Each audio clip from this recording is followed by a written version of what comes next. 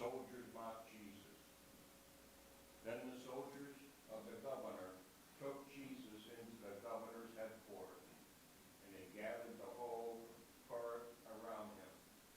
They stripped him and put a scarlet robe on him, and after twisting some thorns into a crown, they put it on his head. They put a reed in his right hand and knelt before him and mocked him, saying, "Hail, King of the Jews!" They spat on him and took the reed and struck him on the head. After mocking him, they stripped him off the robe and put his own clothes on him. Then they led him away to crucify him.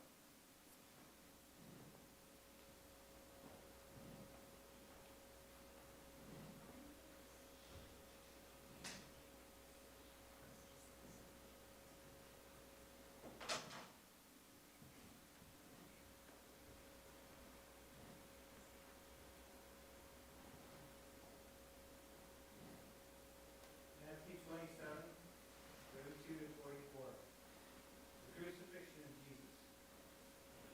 As they went out, they came upon a man from Syrian named Simon. They compelled this man to carry his cross. And when they came to a place called Golgotha, which means place of the skull, they offered him wine to drink, mixed with gall. But when he tasted it, he would not drink it. And when they crucified him, they divided his clothes amongst themselves by casting lots. Then they sat down there and kept watch over him.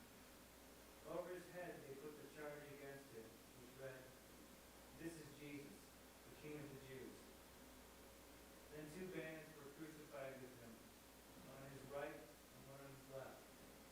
Those who passed by derided him, shaking their heads and saying, "You who would destroy the temple and build it in 3 days, save yourself.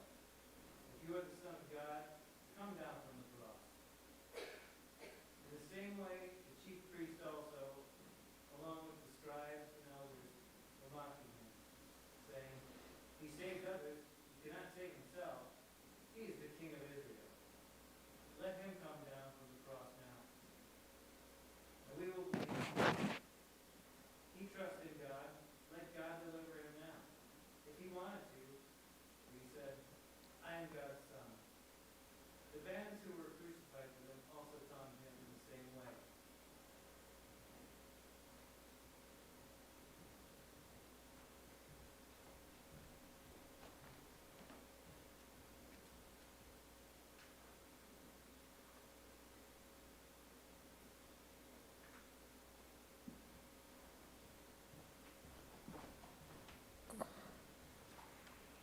Matthew 27, 45 to 50.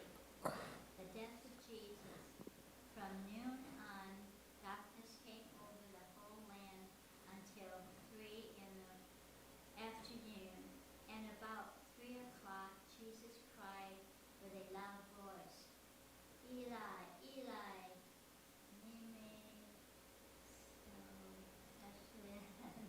This is, my God, why have you forsaken me?" When some of the bystanders heard it, they said, "This man is calling for Elijah." At once, one of them ran and got a sponge, filled it with sour wine, put it on a stick, and gave it to him to drink. But the others said, "Wait, let us see whether Elijah will come to save him." Then Jesus cried again with a loud voice, and his breath was last.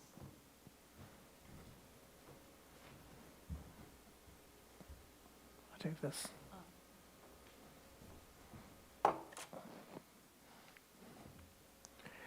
At that moment, the curtain of the temple was torn in two, from the top to bottom. The earth shook and the rocks were split. The tombs also were opened, and many bodies of the saints who had fallen asleep were raised. After his resurrection, they came out of the tombs and entered the holy city and appeared to many.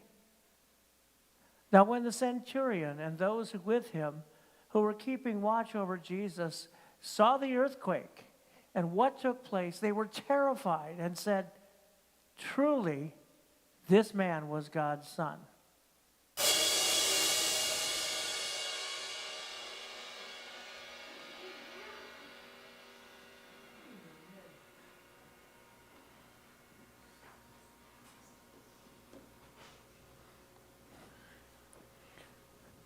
Surely he has borne our infirmities and carried our diseases.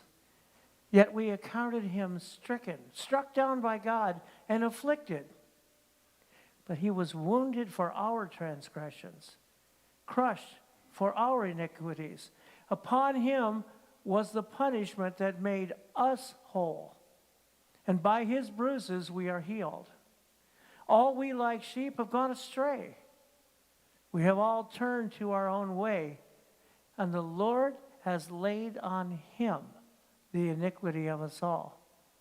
He was oppressed, and he was afflicted, yet he did not open his mouth. Like a lamb that is led to the slaughter, and like a sheep that before its shearers is silent, he did not open his mouth. By a perversion of justice he was taken away. Who could have imagined his future? For he was cut off from the land of the living, stricken for the transgression of my people.